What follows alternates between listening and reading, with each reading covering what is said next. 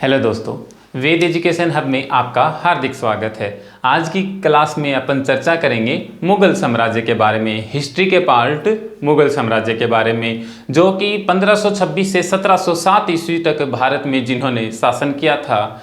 और इसकी जो एग्जाम की दृष्टि से अपन बात करेंगे कि मुगल साम्राज्य की स्थापना कब हुई, किसने की और कितने दिनों तक इन्होंने शासन किया।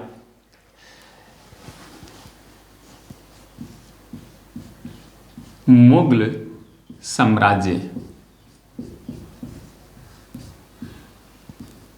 दोस्तों देखेंगे कि मुगल साम्राज्य का जो संस्थापक था वो कौन था? बाबर।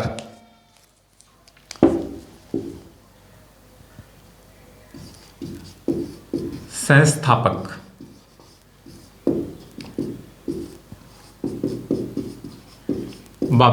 बाबर की दोस्तों अपन पूरी जीवनी पढ़ेंगे कि इनका जन्म कब हुआ और कब इनकी मृत्यु हुई, बीच में इन्होंने कितने युद्ध लड़े गए और भारत में इन्होंने कौन कौन से युद्ध नीति को अपनाया गया और मुगल साम्राज्य बना कैसे, वो सारे के सारे अपन जितने भी डाउट हैं इस क्लास में अपन सॉल्व करेंगे।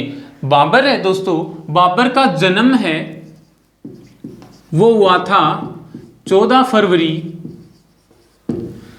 1483 ईस्वी को। 14 फरवरी 1483 ईस्वी को बाबर का जन्म हुआ था। स्थान था उसका ट्रांस ऑक्सियन की रियासत फरगना। ट्रांस ऑक्सियन की रियासत, ट्रांस ऑक्सियन की रियासत फरगना। बाबर का जन्म है जो ट्रांस ऑक्सियन की रियासत फरगना में हुआ था। इनके पिता का नाम था उमर शेख मिर्जा। बाबर के पिता का नाम क्या था? बाबर के पिता का नाम था उमर शेख। बाबर के पिता का नाम था उमर शेख मिर्जा। बाबर के पिता, और यहां पे इनकी माता का अपन वर्णन लिखेंगे।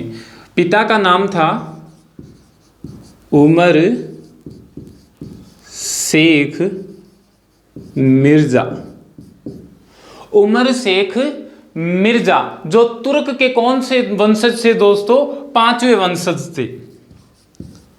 तुर्क के 5वें वंशज उमर शेख मिर्जा थे, वो तुर्क के 5वें वंशज थे। माता का नाम था कुतलुग निगार खानम। माता का नाम था कुतलुग निगार खानम।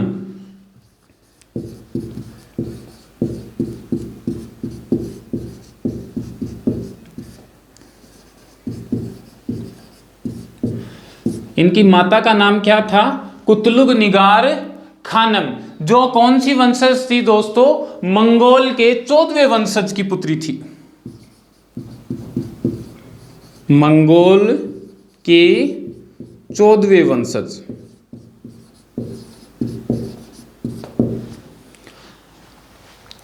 अब तुर्क और मंगोल के मिश्रण, यानी कि इनसे जो पैदा होने वाली संतान है वो क्या कहलाएगी?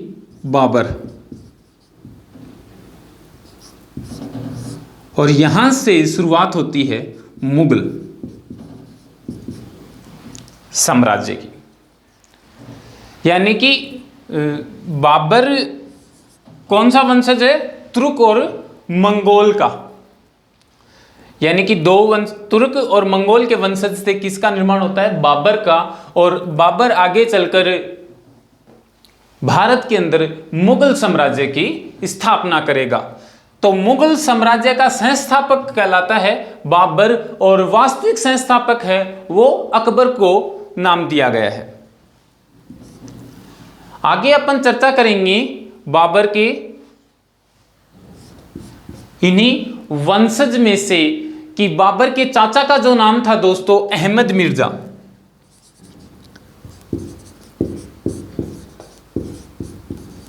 बाबर के चाचा थे यहाँ पे अहमद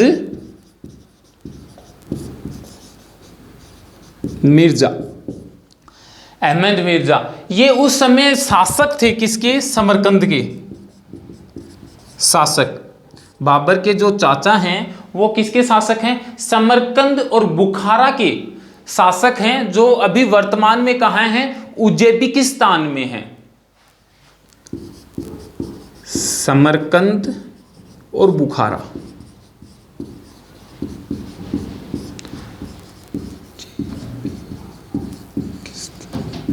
कहाँ पे हैं? उज्बेकिस्तान में। समरकंद और बुखारा के शासक थे अहमद मिर्जा। अभी ये क्या है दोस्तों, यहाँ पे अपन जो ये चाचा हैं इनके बीच प्रतिस्पर्धा होगी, और तभी इसका अपन ने यहाँ पे वर्णन को पढ़ा है। किस प्रकार बाबर है जो 11 वर्ष की आयु में गद्दी पर बैठता है, क्योंकि इसके पिता की मृत्यु हो जाती है जल्दी ही, तो 11 वर्ष की आयु में बाबर गद्दी पर बैठता है 1494 ईस्वी में। बाबर जो है गद्दी पर बैठेगा कब? 11 वर्ष की आयु में। 11 वर्ष की आयु में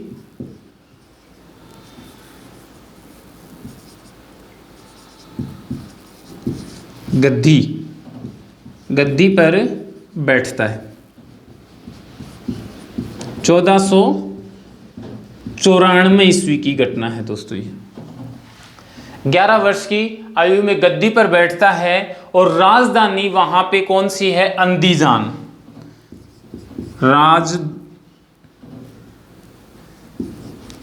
राजधानी जो है वो कौन सी है? अंदीजान। 11 वर्ष की आयु में ये गद्दी पर बैठ गया 1494 ईस्वी में, और फरगना की गद्दी पर बैठता है दोस्तों। और फरगना की उस समय राजधानी कौन सी है? अंदीजान, फरगना।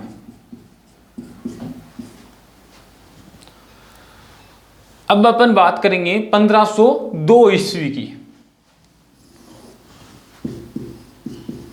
1502 ईस्वी की घटना है दोस्तों कि 1502 ईस्वी में सरायपाल का युद्ध होता है। किसका दोस्तों? 1502 ईस्वी में बाबर एक सरायपाल का युद्ध लड़ता है। सरायपाल का युद्ध। और इस सरायपाल के युद्ध की घटना में एक आता है उज्बेक का सरदार आता है सबानी खां। उज्बेक का सरदार कौन सा है दोस्तों? सबानी खां। उज्बेक का सरदार नाम है सबानी खां। उज्बेक का सरदार सबानी खां, और इधर है बाबर। बाबर और सबानी खां के बीच दोस्तों ये क्या होता है? युद्ध की घटना घटती है। इधर कौन सा है अपना? बाबर। एक साइड कौन सा है? उज्बेक का सरदार है सबानी खां। अब उज्बेक का सरदार और सबानी खां के बीच सरायपाल का युद्ध होता है 1502 ईस्वी में, और उज्बेक के सरदार सबानी खां की क्या हो जाती है दोस्तों? जीत हो जाती है, और बाबर की यहाँ पे क्या हो जाती है? हार हो जाती है। और इस घटना के दौरान एक घटना घटित होती है। बेगम खानजदा जो क्या थी? बाबर की बहन थी। यहां पे मैं लिख रहा हूं एक घटना, बाबर की बहन,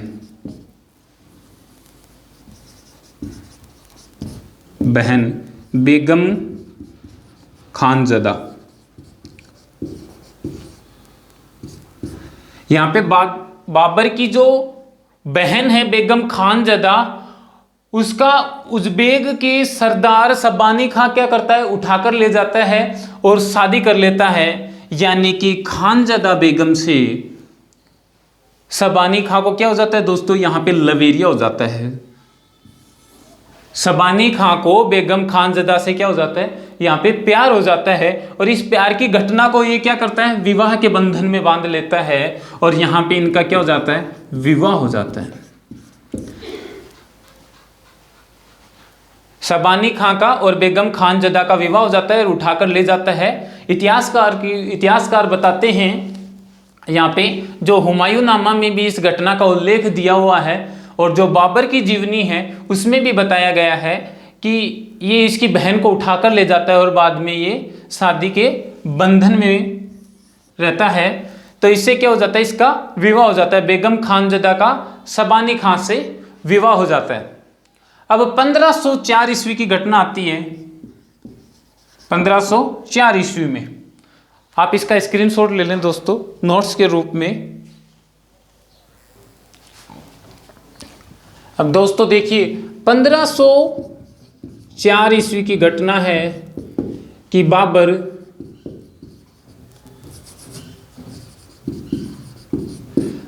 जो है वो काबुल और गजनी पर अधिकार कर लेता है।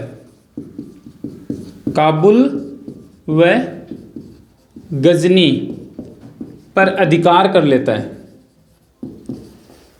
यानी कि युद्ध के माध्यम से डरा धमका कर क्या कर लेता है, यहाँ पे अधिकार कर लेता है। और 1507 ईस्वी में ये क्या करता है कि काबुल की जीत के उपलक्ष्य में, काबुल पर जीत के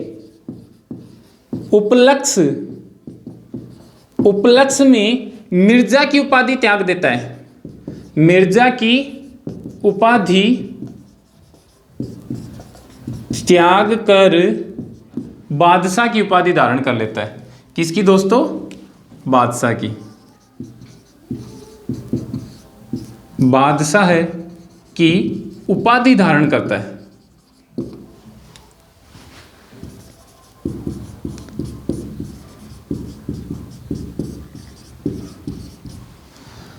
यहां पे ये मिर्जा की उपाधि त्याग कर बादशाह की उपाधि धारण कर लेता। अब दोस्तों 1507 के बाद 1511 ईस्वी में दोस्तों क्या करता है, ये समरकंद को हासिल करता है, लेकिन फिर से 1512 ईस्वी में इससे समरकंद हाथ से निकल जाता है। और उसके बाद 1512 ईस्वी में बाबर अंतिम रूप से समरकंद जीतने की उम्मीद को छोड़ देता है। इसके बाद कुछ 1519 से 1522 ईस्वी तक, 1519 से 1522 ईस्वी तक भारत पर कुछ छोटे आक्रमण करता है और भारत में प्रवेश करता है। और यहाँ से 1526 ईस्वी में पानीपत का प्रथम युद्ध, जो अपन आगे की क्लास में पढ़ेंगे, पानीपत का युद्ध, खानवा का युद्ध, चंदेरी का युद्ध और घग्गर का युद्ध या घाघरा का युद्ध जिसको बोलते हैं, ये चारों युद्धों के अपन समय और किसके साथ लड़े गए और इनकी घटनाओं को याद करने की शॉर्ट ट्रिक अपन आगे की क्लास में पढ़ेंगे। आज की क्लास दोस्तों आपको कैसी लगी कमेंट सेक्शन में कमेंट करके ज़रूर बताएं। ये क्लास इंपॉर्टेंट है दोस्तों, हिस्ट्री की क्लास, एमए प्रवेश, एमए फाइनल, बीए और अपन जैसे यूजीसी नेट की एग्ज़ाम की तैयारी करते हैं उसके रूप से, और अपने आगामी जो भी कंपटीशन एग्ज़ाम में हिस्ट्री से रिलेटेड क्वेश्चन आते हैं उसमें से ज़रूर इनमें से क्वेश्चन पूछे जाते हैं दोस्तों। फिर मिलेंगे कुछ नेक्स्ट क्लास में इसी के सेकंड पार्ट में। तब तक के लिए जय हिंद, जय भारत।